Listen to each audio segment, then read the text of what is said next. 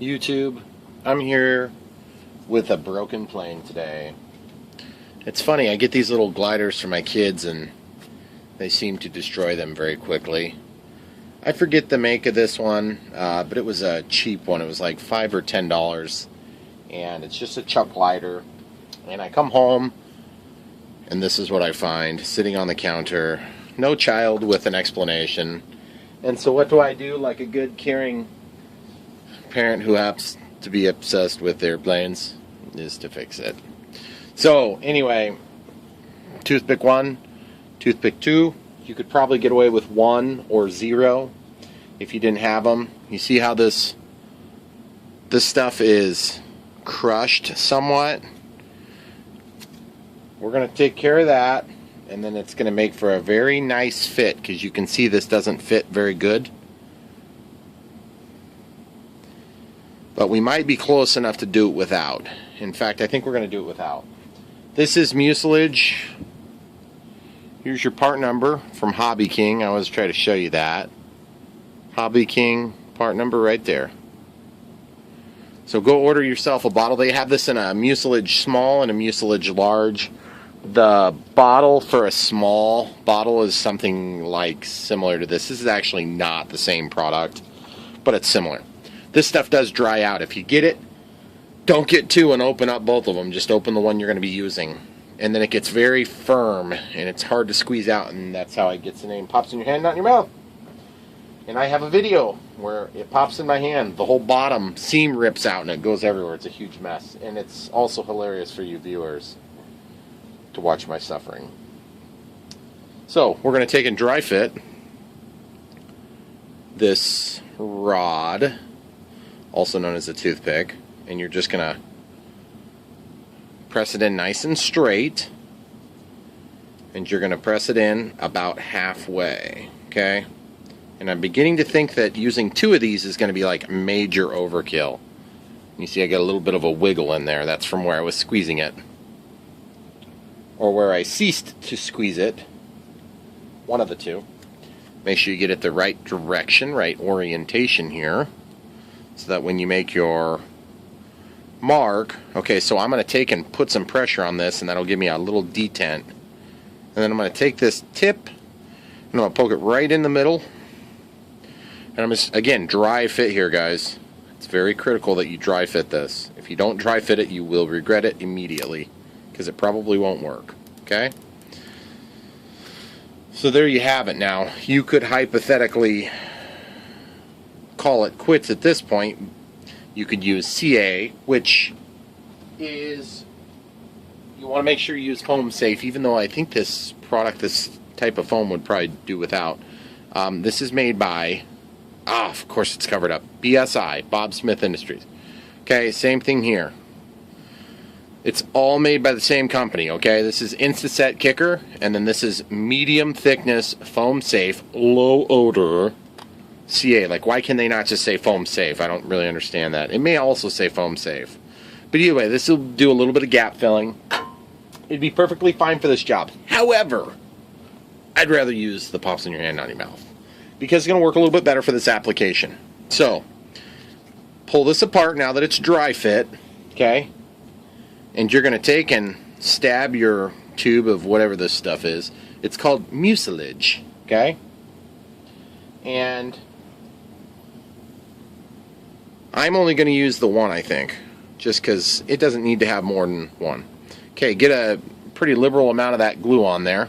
It's like rubber cement, but it doesn't smell as good. Just kidding, kids. Don't do that. Goodness gracious. Actually do. It tells you if it's cooking or not.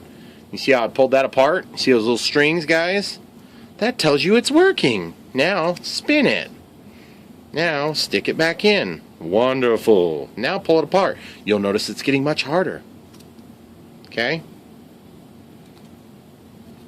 Stick it in there nice and tight.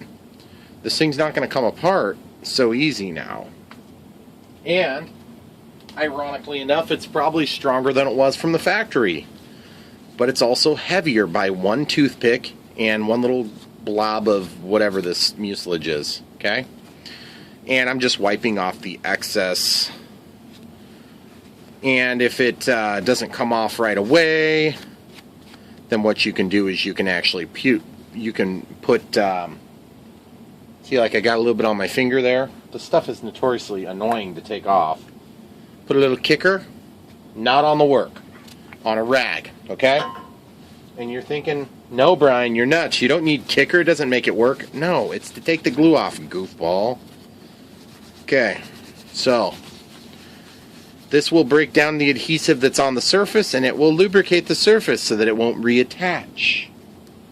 And there you have it. You have a relatively well-fixed with pseudo-flexibility. So now your kids can take and destroy this again while you're gone the next time. But that's about it. I would do a flight video, except it'll probably break. Let's try it. Let's just see if we can fly it across the room, just for proof. I always tell you, that's one of my claims to fame. You're going to get a flight proof. Okay, here we go. That was amazing, everybody. So there you have it, guys. Fixed as good as new, except not new and not quite as good. So it's fixed. If you get into this hobby and you're working with foamies, you're going to need glue. Start sourcing glue that you trust and glue that you like. You're going to need it, and unless you're Superman, you're going to crash and you're going to need to fix stuff. Start learning to fix stuff. Get yourself kicker when you get yourself CA. I'm going to show you 3 different things that's CA, okay? Not foam safe, medium. They have this in a light blue cap that's thin, okay? This is medium. They also have thick, which is in a pink, not purple, pink cap. Not foam safe, guys. They all do different things for different applications. You're going to end up with a small bottle like this, okay? Half an ounce. It's super expensive. They rip you off. It's like $4. This is actually pretty cheap compared to the foam safe. This foam safe, this is thin. You see in there? See it splashing around, guys? I'm going to try to get to focus. Okay, do you see it splashing around in there? That stuff is very thin. This stuff, you see it not splashing around in there? It's much more viscous.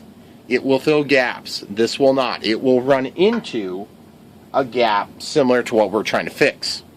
The reason I tell you about these things is because for whatever reason, and I was one of these people, when you get into flying these radio-controlled airplanes, you think, oh no, I'm never going to crash. It's going to be perfect. Well, you're wrong.